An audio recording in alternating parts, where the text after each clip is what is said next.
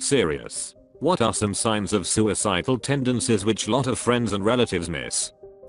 I know if someone is apologizing a lot and giving away their belongings, that is often a sign of them trying to create closure before they try something.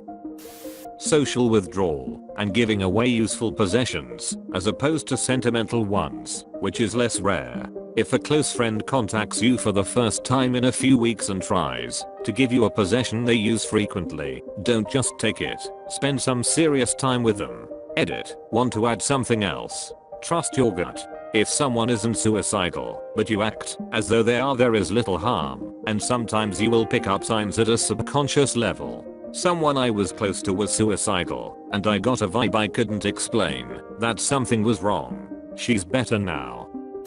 Withdrawing from being social is the classic missable sign. Keep an eye out, especially if that person is usually happy and jokey. They could just be having a bad day, but better safe than sorry. Being extra impatient / quick to anger / rude / snappy can be a sign that they're pushing people away. So again, if this is out of character for someone, just push through the insults and make sure they know you're there for them. Edit. I'm not saying stop worrying after they seem to be improving. Depression and suicidal tendencies are a lifelong struggle. I'm merely pointing out two of the potential initial signs. Edit. Didn't expect this comment to get so much attention. I hope it helped at least one of the people that upvoted. If someone goes from being really obviously sad to really obviously content, pay attention. They have a plan and they are likely going to act on it soon. My dad gave me a scare about 5 years ago. I called him, and he didn't sound right. Wasn't sure if he was having a medical emergency or had harmed himself, so I called 911 to go to his house. I was 6 hours away in a different state. The responders called me to say he was just drunk. He called me later, and I said he had scared me, and he started crying and said I would never harm myself. You guys are my life. Meaning my sister and I. Hearing those words from him soothed my worries. He's my dad, and I believed him. He took his life in July. The last time I saw him, he was the happiest he'd ever been. What I've learned from this is that these tendencies don't go away. Even if the person gets help and seemingly recovers, I think the tendency may always be boiling under the surface as a failsafe for them, something to fall back on. I missed the biggest red flag of all, that he had thought of it before. I think it can recur and rear its ugly head again for them. I've also learned that at that time, 5 years ago, he probably 100% meant what he said. He probably thought he would never do it. Everybody is different, and it doesn't always show. If you're concerned, just ask. It shows you're serious and you care. Also, if you're not a trained psychologist, don't try to fix them or offer advice. Just listen to them. Be a supportive open ear, and encourage them to get help. One I haven't seen mentioned yet is that people seriously contemplating their own death can undergo a kind of ego dissolution, where they accept it and may act to precipitate it.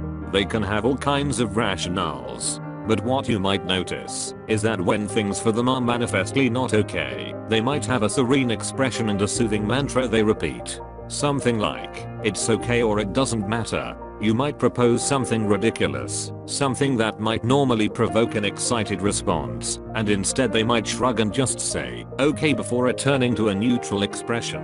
They won't be happy, but they will be very relaxed. They often talk about it a lot. Saying things like "kill me" or doing the finger gun to the head gesture are so normalized that when people are serious, their cry for help often comes off as a joke. One of my best friends is severely depressed, and he jokes about killing himself all the time. For me, when I was trained in suicide prevention, they said sharp abrupt mood, like one day they are sad and upset, but the next they are extremely happy. Plan has been made, and likely follow through. Speaking personally, going through the workday on autopilot, they clearly seem distracted and distant, dissociating, not making eye contact, or slurred/slow speech. This was my case before I impulsively tried to end my own life. When I got home, I was already feeling almost resigned to it throughout the day, as though it was an errand I needed to run.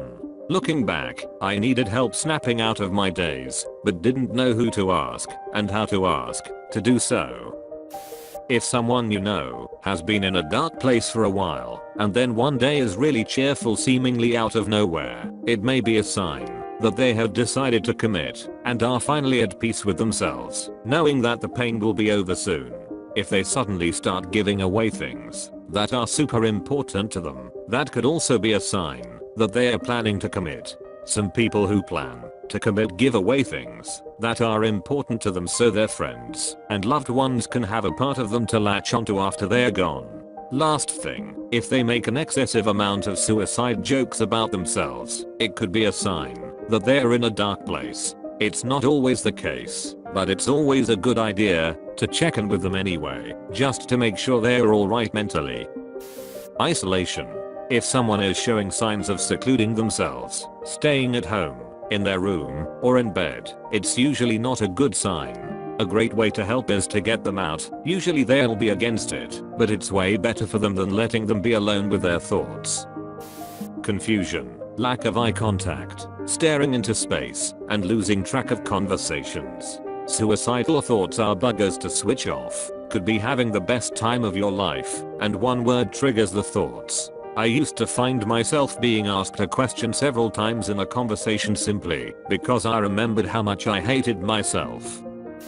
Carelessness of homework or jobs which they see as laziness, heavy sleep which also is seen as laziness, and lack of emotion, not even sadness. Father thought I was lazy and apathetic to the point where he said I should feel bad for not helping others. Gee, thanks, Dad. I feel bad enough. Can't speak for everyone, but in my case, I don't know if there was anything they could have done. I pretended really well and acted like the responsible kid I was raised to be, but inside I was dying. It would really have come as a shock. If I had to guess though, it's that I acted out in school. Sometimes people might do that if they have tendencies. I don't know. Most people thought I was just difficult, or it was part of the growing process.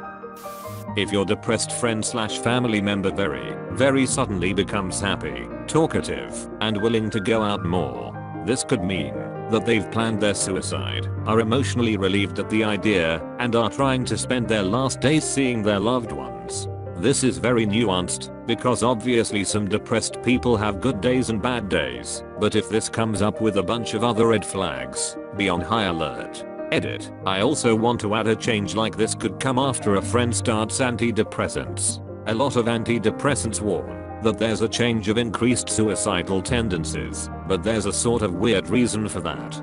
Depression can often cause people to lose motivation, and even if they are suicidal, can lack the motivation to go through with it. Sometimes, after suicidal people start antidepressants, they gain their motivation back but still have the suicidal urges, which can lead to suicide attempts. I'm battling severe depression myself, and I'm fighting against my suicidal thoughts most of the time.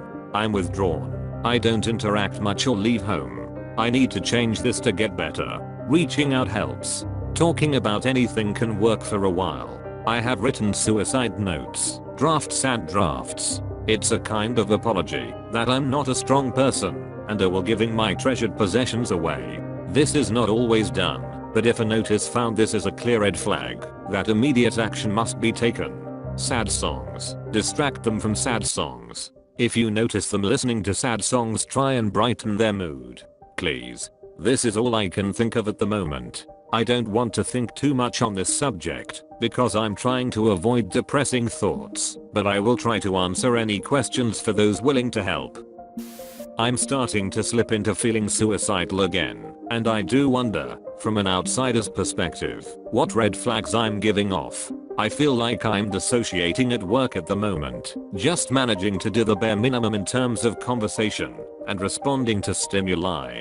I feel like I'm half present, so I'd hope that they would at least pick up how absent and quiet I seem.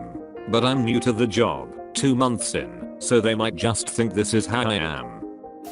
Loneliness and not enjoying activities they've always loved. Even though you may be surrounded by hundreds of people every day, at school especially, you feel completely alone and forgotten. No one is safe when they are alone. It's the classic saying, Strength in numbers. It's a lot harder for someone to kill themselves if they are surrounded by people. It doesn't give them that chance because someone will be there to stop the attempt from happening. If you even have a suspicion that someone might be having suicidal thoughts, give them a hug. Trust me on this one. A hug goes a long way. I personally have felt its effects. Wow, you've reached the end of the video. If you want to see more, be sure to subscribe to our channel for more videos.